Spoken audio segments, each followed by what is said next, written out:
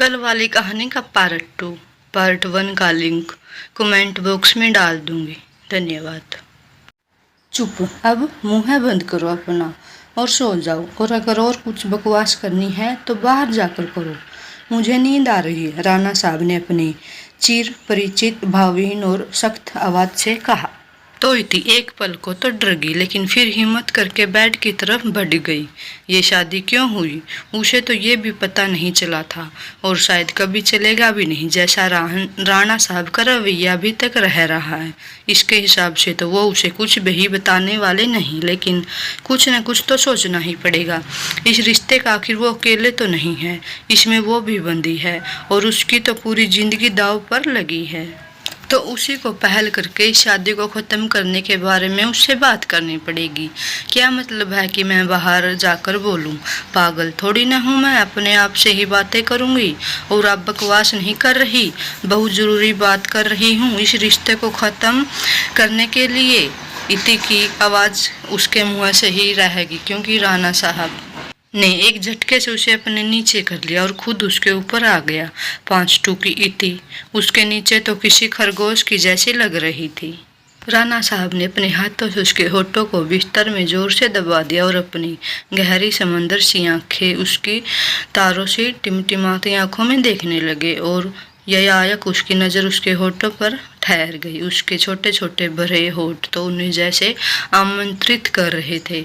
अगर इति अपने होठ हिला भी देती है तो दोनों के लंबे के बीच का फासला खत्म हो जाता। राणा साहब की गर्म सांसें उसे अपने होठों पर महसूस हो रही थी। आज वो पहली बार उसे इतना करीब से देख रही थी। उनके सांवले रंग की वजह से उनके सारे फीचर्स और अच्छे से दिखते थे। उसके दिल में तो मानो इंजन लगा दिया हो किसी ने, इतनी जोर से धड़क रहा था, और किसी अपनी धड़कन सुनाई दे रही थी, और राणा साहब को भी। और उनकी आंखें, पता नहीं क्या था उनमें, लेकिन इतनी ज़्यादा देर तक देख नहीं सकी। उसमें तो जैसे उनके अपने हाथ छुटाने की कोशिश की कि उसने अंधेरों से गुजरती हो गई। तो राणा साहब जल्दी से उसके ऊपर से उठकर उसकी तरफ को पीट करके लेट गए, क्योंकि अगर वो ऐसा न करते तो उनके होठ उनसे दगा कर देते। तो वो इस इति को थोड़ा परेशान कर रहे थे, लेकिन ये छोटी सी लड़की, इसके जवाब में कोई फिक्र नहीं था। उन्हें पता था कि वो उससे बड़े हैं, पर बार बार ये बात बताना ज़रूरी है क्या? और चलो ये तो फिर भी कोई बात नहीं, लेकिन डावोस, कितनी आसानी से उसने ये बोल दिया। पहली बार में तो उन्होंने खुद को कंट्रोल कर लिया था, पर काबू दोबारा वो वही बात करने लगे तो उन्होंने गुस्सा आ गया। लेकिन अब उसे देखा तो उसकी आंखों में ही खो गए थे। लेकिन तभी इति के लंबे ते हरकत कर रही थी, गलती से ही सही, लेकिन उसके सब्र तो ज़्यादा दे गया था। यहाँ इतनी अपनी सांसों को काबू करने लगी थी। कहाँ तो वो सब कुछ क्लियर करने आए थे, और कहाँ अब शर्म के मारे कंबल में मुंह छुपाए थी। उसे तो अब याद भी नहीं था कि वो बोलने क्या वाली थी। अभी भी उसे राणा साहब के लबों में छुअन महसूस हो रही थी अपने बालों पर, और ये सोचकर ही उसका चेहरा बिल्कुल लाल हो जा रहा था, कुछ गुस्से में तो कुछ शर्म से। ऐसा नहीं था कि उसके मन में राणा साहब के लिए कोई शर्म जज्बात थे, लेकिन ये भी सच था कि अपनी ज़िंदगी में वो इतने करीब आज तक किसी के भी नहीं आई थी। राणा साहब वो पहले शख्स थे जितने इतने करीब इति आई थी। एक अनजान सा एहसास हो रहा था उसे। अब दोनों इति सोच में थे एक दूसरे का सामना कैसे करेंगे, और ऐसे ही रात के किसी पहर में दोनों की नींद आ गई। सुबह जब इति की आंखें खुली तो उसने देखा राणा साहब कमरे में नहीं थे, और ये देखकर उसने एक चैन की सांस ली। एक तो वैसे भी उनका और ऐसा था कि किसी को भी घबराहट महसूस होने लगी। फिर इति से उन्होंने शादी की, वो भी जबरदस्ती। उसका डरना तो लाजमी था, और ऊपर से कल रात जो कांड उससे हो गया था, उसके बाद तो अब उससे उनसे नजरें मिलाने की भी हिम्मत नहीं थी। और एक बार फिर उसके गालों पर हल्की सी लाली आ गई। उठकर उसने अपने हाथ जोड़कर आंखें बंद की और भगवान को याद करके अपने बालों का जूड़ा बनाने हुई उठी और बाथरूम की ओर बढ़ गई। आज राणा साहब सुबह सुबह ही निकल गए थे ऑफिस के लिए। एक तो वैसे भी अर्ली मॉर्निंग पर उठकर कल वाली बात की वजह से उन्हें भी ऑकवर्ड लग रहा था, इसलिए वो भी जल्दी ऑफिस चले गए ताकि इति को फेस न करना पड़े। इति शोवर करके बाहर आई। उसने एक ग्रीन कलर का कुर्ता पैनेट पहना और तैयार होकर नीचे आ गई। Good morning ma'am. स्वेट्स ने इति को गर्ड किया। इति ने भी उसका जवाब मुस्कुरा कर दिया और नाश्ते के लिए डाइनिंग टेबल पर बैठ गई। उसने देखा तो वहाँ बस सैलेड ही था और जूस। नाश्ते में क्या है? इति ने मैड से पूछा। मैम ये सैलेड है और जूस। वो सर यही खाते हैं और आपके टेस्ट का भी मुझे पता नहीं था, पर आप बता दीजिए आप क्या खाएंगी? अभी बना दूंगी। ओके, आप एक काम करिए, मैगी बना दीजिए। बोलते ही इति के मुंह में पानी आ गया। सॉरी मैम, बट मैगी तो नहीं है घर पर। वो सर हमेशा सिर्फ हेल्दी खाना ही खाते हैं, तो ये सब आता ही नहीं यहाँ। आप कुछ और बता दीजिए। ये रूखा फीका खाना खाकर ही तो दिमाग खराब हो गया है राणा साहब का। ये आदमी है ही नहीं। एनवोल नॉर्मल इति मुँह बनाकर बड़बड़ाती है। ठीक है, आप पोहा होगा। इति ने सोचने के बाद पूछा तो अब ऐसा कुछ नहीं पूछना चाहती थी कि जिसकी वजह से पहले उसके मुंह में पानी आए और फिर पता चले कि वो चीज़ घर में है ही नहीं। जी हाँ मैम, अभी बनाकर लाती हूँ, बोलकर वो मेड किचन में चलेगी और इति यहाँ नजरें घुमाकर घर को देखने लगी। वाकई बहुत सुंदर था। हर एक चीज़ लाखों करोड़ों की लग रही थी और उतनी ही साफ भी। उसने तो ये सब फिल्मों में ही देखा था। उसे तो लगता था नहीं था कि सच में इस लोग भी ऐसे होते हैं, ऐसे घर होते हैं। तभी उसकी नज़र दीवार पर लगी एक फोटो पर गई जिसमें 2 लड़के और एक लड़की खड़े हैं। उसमें से एक लड़का और एक लड़की तो हंस रहे हैं, पर दूसरा लड़का एकदम गंभीर चेहरे के साथ। इति समझ गई थी कि वो राणा साहब ही हैं। मैम आपका नाश्ता। इति का ध्यान मेड की आवाज से टूटा जो पोहा लेकर सामने खड़ी थी। हाँ, हम रख दो यहीं। इति ने नाश्ता किया। अब वो घर देखने लगी। उसे बहुत उत्सुकता थी राणा साहब के बारे में जानने की। एक तो इसलिए कि उनके बारे में कुछ भी नहीं पता था और दूसरा इसलिए कि इस शादी का कारण पता चल जाए। वो उसी फोटो के पास गई और देख कि वहाँ पर और भी फोटोज लगी हुई होंगी जो ज़्यादातर राणा साहब की कोई अवार्ड लेते हुए या उनके दोस्तों के साथ थी। उसे वहाँ राणा साहब के माता पिता या किसी और परिवार के सदस्य की कोई तस्वीर नहीं दिखी। यहाँ तो कुछ भी ऐसा नहीं है जिसमें से राणा एक बारे में कुछ भी पता चले। इति मन में सोचकर और मायूस होकर बाकी का घर देखने लगी कि तभी उसे अम्मी का कॉल आता है। अम्मी कैसी है? इति अच्छी हूँ, तू बता। अम्मी मुझे कोई परेशानी तो नहीं है ना? तेरे उस पति से कहीं जबरदस्ती तो नहीं की ना तेरे साथ? इतनी क्यों? उसकी बात सुनकर फिर से कल वाली बात याद आ गई और वो सैक पक्का कर बोली, नहीं तो ऐसा कुछ भी नहीं किया उन्होंने। तू टेंशन मत ले, संभाल लूंगी। यहाँ शेरनी है तेरी दोस्त। इतनी खुद को इतरा कर बोली। हाँ वही शेरनी जो चूहों से डर जाती है, अम्मी ने बोला और वो हंस दी।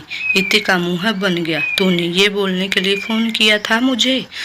उसने चिढ़ कर कहा। नहीं, इतना फालतू टाइम नहीं है मेरे पास। वो तो बस तू ठीक है या नहीं ये जानना था। इस बार उसने गंभीरता से कहा। मैं बिल्कुल ठीक हूँ, तुम चिंता मत कर। इति ने प्यार से कहा। अम्मी अच्छा ये बता कॉलेज कब से आ रही है? तुझे पता है ना अगर 75% से एसिडेंट कम हुई तो एग्ज़ाम में नहीं बैठने देंगे और तू पहले ही बहुत छुट्टियाँ कर चुकी है। इति हाँ यार ये मुझे भी याद नहीं था। जल्दी आऊँगी मैं। चल बाय। अम्मी बाय, ख्याल रखना अपना और अगर कोई प्रॉब्लम हो तो मुझे कॉल कर देना। इति ने बोलकर अपना फ़ोन रख दिया और सोचने लगी कि राणा साहब से कैसे बात करें। कहीं उन्होंने मना कर दिया तो नहीं, मैं ये बात नहीं मानूंगी उनकी। वो मेरी पढ़ाई नहीं बंद करा सकते। वैसे कोई भरोसा तो नहीं है उस आदमी का, जब ज़बरदस्ती शादी कर सकते हैं तो क्या पता इसके लिए भी मना कर दे। पर कुछ भी हो जाए मैं कॉलेज तो का कर रहूँगी। इति ने अपने मन में सोच लिया और वो राणा साहब के आने का इंतज़ार करने लगी। रात के 11 बज चुके थे पर राणा साहब अभी तक नहीं आए थे। वो जानबूझकर देर कर रहे थे ताकि इति से उनका सामना न हो। वैसे तो बहुत सख्त थे पर वो पता नहीं क्यों उस छोटी सी लड़की को देखकर उन्हें क्या हो जाता था। रात के 12 बजे राणा साहब घर आए, ये सोचकर कि इति सो चुकी होगी, पर उनकी उम्मीद से उल्टा इति ने आज उनका ही इंतजार कर रही थी। राणा साहब जैसे ही कमरे में आई, इति जो अपने फ़ोन में कुछ कर रही थी, उसकी नज़रें दरवाजे पर गई जहां राणा साहब के ग्रे कलर के बिजनेस सूट में खड़े थे और इति को जागता हुआ देखकर थोड़ा चौंक भी गए थे। आ गए आप, मैं आपका ही इंतजार कर रही थी, इति ने कहा। ये सुनकर राणा ने अपनी गहरी नज़र से उसे देखा। हैरानी साफ साफ उसकी नज़रों में देखी जा सकती थी, और वो भी क्यों न हो। अब ये कोई आम शादी तो नहीं थी यहाँ पर पत्नी अपने पति का इंतजार करे घर लौटने का। ओह, मिस कर रही थी मुझे? राणा साहब ने अपनी हैरानी का झटक कर उसे परेशान करने के लिए पूछा। क्या मैं क्यों आपका मिस करने लगी? इति हड़बड़ाकर बोली। एक तो पहले ही उसे एहसास हो गया था कि शादी जिस तरह से उसने बोला ये इसका गलत मतलब न निकाल दे, और हुआ भी यही। ये तो तुम बताओ क्या कि तुम मुझे मिस क्यों कर रही थी? अपनी सिबलेंस के बटन खोलते हुए वो बोले। मैं आपको मिस नहीं कर रही थी, वो झुझलाकर बोली। ओह है, बोलकर राणा साहब अपने कपड़े कमबोर्ड से निकलकर बाथरूम में घुस गए। और था इति फिर से एक बार बस देखते ही रह गई। फिर से उन्होंने उसको उसी की बातों में उलझा कर रख दिया था। असल बात तो वो भूल ही गई थी, जबकि लगभग आज सारा दिन उसने यही तैयारी की थी कि कैसे वो राणा साहब से बात करेगी। उसने तो क्या क्या सोच कर रखा था। अगर वो मना कर देंगे तो ये भी बोल देगी वो, पर यहाँ तो वो अपनी बात ही नहीं बोल पाई। अपने ऊपर की झुझलाकर वो फिर से उनका इंतजार करने लगी। राणा साहब बाहर निकले तो उन्होंने ब्लैक टी शर्ट और ग्रे लोअर पहन रखा था। अपने बाल पोंछते हुए ड्रेसिंग टेबल पर सामने खड़े हो गए। एक नज़र उन्होंने इति को देखा जो उन्होंने ही देख रही थी। Handsome right? हाँ हाँ हाँ। नहीं, वो मुझे उसके आपसे कुछ बात करनी थी। उनके इस अचानक सवाल करने से वो सिकपका गई। हल्की मुस्कुराहट राणा साहब के होठों पर तैर गई, जो बड़ी सी आसानी से उन्होंने छुपा ली। हाँ बोलो। वो मुझे कॉलेज जाना है। ठीक है, हाँ मतलब मैं कॉलेज जा सकती हूँ? आप मना नहीं करेंगे? इति ने थोड़ा आश्चर्य से खुश होते हुए पूछा। मैं तुम्हें कॉलेज जाने से क्यों मना करूँगा? राणा साहब ने उसे अजीब सा लुक दिया, मानो किसी बेवकूफ़ को देख रहे हो। इति तो खुशी से नाचने लगी। उसे जरा भी उम्मीद नहीं थी कि राणा साहब इतनी आसानी से मान जाएंगे। लेकिन राणा साहब की आवाज़ से इति हकीकत में आई। लेकिन क्या? कुछ रूल्स तुम्हें मानने होंगे, अपनी सख्त आवाज़ में उसी भावहीन चेहरे से बोले। कैसे रूल्स? इति आसमान से सीधा जमीन पर आ गई। पता नहीं ये आदमी अब कौन से रूल्स बताएगा। इति मन ही मन उन्हें कोसने लगी। तुम ड्राइवर के साथ ही जाओगी और आओगी, बॉडीगार्ड तुम्हारे साथ रहेंगे। शाम को 7 बजे तक हर कीमत पर घर आ जाना। कोई भी बात या कोई तुम्हें बोले तो सबसे पहले मुझे बताओगी। घर से सीधा कॉलेज और कॉलेज से सीधा घर। अगर किसी और के यहाँ जाना हो ड्राइवर के साथ ही जाओगी, वो भी मुझे बताकर। और भागने की कोशिश मत करना, वरना मैं जो करूँगा शायद वो तुम्हें अच्छा न लगे। इति उनके ये नियम सुनकर झुझलाकर बोली। ये कैसे बेहुदा रूल्स हैं? और मैं क्या कोई छोटी बच्ची हूँ जिसे पता नहीं है उसे क्या करना है? और क्या मतलब है आपका कि मैं बॉडीगार्ड रखूँगी? मैं वहाँ कॉलेज जा रही हूँ। कौन जाता है कॉलेज बॉडीगार्ड लेकर और 7 बजे तक घर आ जाता? बस मुझे कोई बहस नहीं चाहिए, कोई जाता हो या ना जाता हो, पर तुम जाओगी और मेरे लिए तुम बच्ची ही हो। अब सो जाओ, अगर सुबह कॉलेज जाना हो तो। बोलतू है वो बेड के एक तरफ जाकर लेट गई और लाइट बंद कर दी। यहाँ इतनी बस उन्हें घूरे जा रही थी। बस हुक्म चलाना आता है इनको और मैं ही पागल हूँ। मैंने ये सोच भी कैसे लिया था कि यह आदमी मुझे सुकून से जीने देगा। राणा साहब को कोसते हुए वो सोफे पर जाकर लेट गई।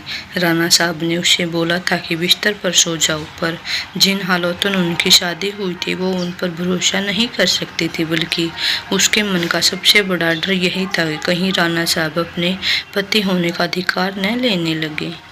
अगर ऐसा होता या तो अपनी जान दे देती या उनकी ले लेती। हालांकि अभी तक ऐसा कोई हरकत उन्होंने नहीं की थी जिससे उनकी नियम ये उसे खोट लगती, पर फिर भी भरोसा नहीं कर सकती उन पर।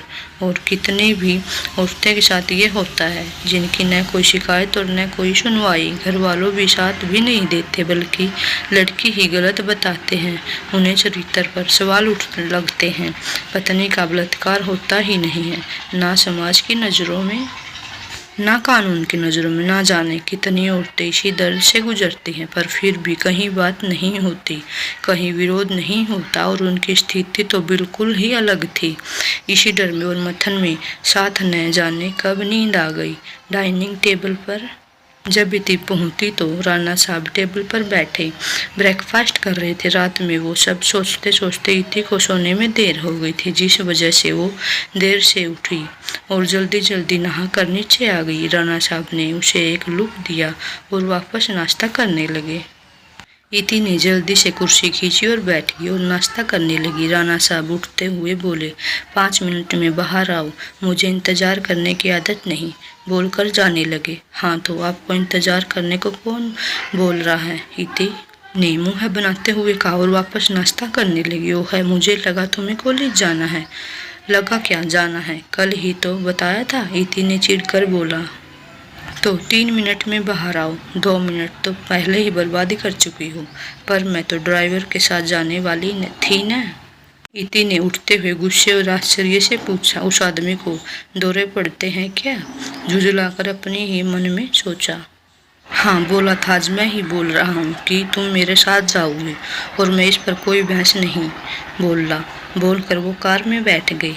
पर अगर जाना है तो जल्दी अंदर बैठो, मेरे पास पूरा दिन नहीं है। राणा साहब ने उसकी बात बीच में ही काट दी। मरता क्या न करता, मजबूरी में इति को बैठना पड़ा और ड्राइवर ने गाड़ी चला दी। धन्यवाद दोस्तों। आपको मेरी स्टोरी कैसी लगी? अगर आपको मेरी स्टोरी अच्छी लगी हो तो वीडियो को लाइक और चैनल को सब्सक्राइब जरूर करें। धन्यवाद।